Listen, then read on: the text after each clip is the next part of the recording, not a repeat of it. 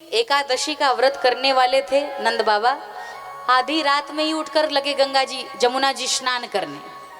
अब आधी रात में 2 बजे उठकर गंगा जमुना स्नान नहीं करना चाहिए देवियों, ये भी अपमान है। लेकिन उन्हें पता नहीं था, वो भक्ति और चढ़ी, वो आधी मध्याह्न रात्रि में 1:30 बजे 2 बजे लगी गंगा जमुना स्नान करने। और देवियों वरुण देवता को क्रोध आया, उन्होंने हरण कर लिया कृष्ण के पिता नंद जी का और हरण करके वरुण लोक ले गए। वो चिल्लाते हुए जा रहे हैं, कृष्ण मेरी रक्षा करो, गोपाल मेरी रक्षा करो, नंदलाल मेरी रक्षा करो। जब मेरे कृष्ण ने सुना, परमात्मा श्री कृष्णचंद्र महाप्रभु तुरंत वरुण लोक पहुंच जाते हैं।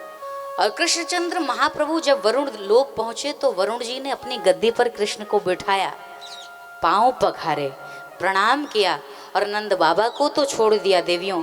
लेकिन नंद बाबा ने क्या देखा कि जिसको वो अपना बेटा समझ रहे थे, उनका कितना सम्मान है वरुण लोक में, उनका कितना सम्मान हो रहा है। ये देखकर जब वरुण लोक से नंद बाबा को छुड़ा कर लाए देवियों, हमारे भगवान श्री कृष्णचंद्र महाप्रभु जब छुड़ा कर धरती पर लेकर अपने पिता को आते हैं तो पिताजी ने पूरे गांव ही में प्रचार कर दिया कि मेरा बेटा भगवान है।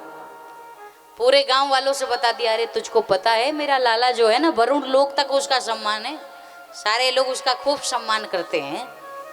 बेटा बेटी की बड़ाई सब माँ बाप करें तो अच्छी बात है, लेकिन पूरे नगर में प्रशंसा, और इतनी प्रशंसा कि इनके जब गोप ग्वाल बाल मित्रों को भी पता चला देवियों, मित्र आ गए, कहा क्यों कृष्ण हमें कब ले चलोगे, अपने बैकुंठ की नगरी हमें कब दिखाओगे। कृष्ण ने मना किया, मैं भगवान नहीं हूँ। लेकिन मित्रों ने कहा नहीं नहीं, हमसे नहीं चलेगा तुम्हारा ये नाटक, हमें दिखाना पड़ेगा। जोर जबरदस्ती करके कृष्ण को परेशान कर दिया कि हमें दिखाओ अपना लोक। और आपको सुनकर ये हैरानी होगी कि जिस वैकुंठ का दर्शन, उस लोक को पाने के लिए पूरी जिंदगी लोग तप अनुष्ठान करते हैं, आज केवल कृष्ण के मित्र के रूप में पधारे गोप और ग्वाल बाल आज कृष्ण से जिद करके प्रभु उनको अपनी बैकुंठ की नगरी दिखाने ले जा रहे हैं। भगवान उनको बैकुंठ लेकर जाते हैं। बोलो राधे राधे। बैकुंठ ले जाकर दर्शन कराया।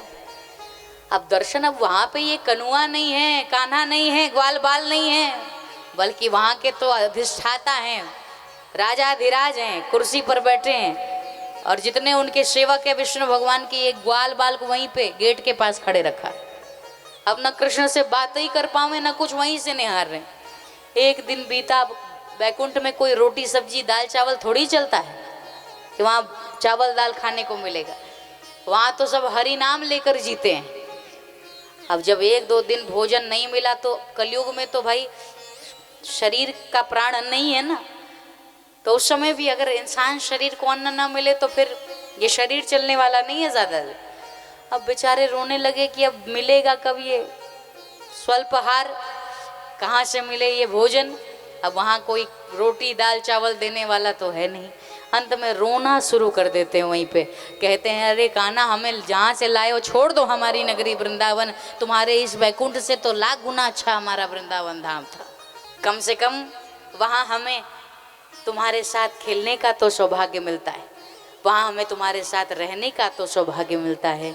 हम अच्छा खाते पीते आनंद करते हैं, तुम्हारे साथ रहते हैं, हमें छोड़ दो ले चल के। और बाद में कृष्णचंद्र महाप्रभु लेकर के आना पड़ा उनको, ला करके पुनः व्रजधाम में छोड़ दिया देवियों।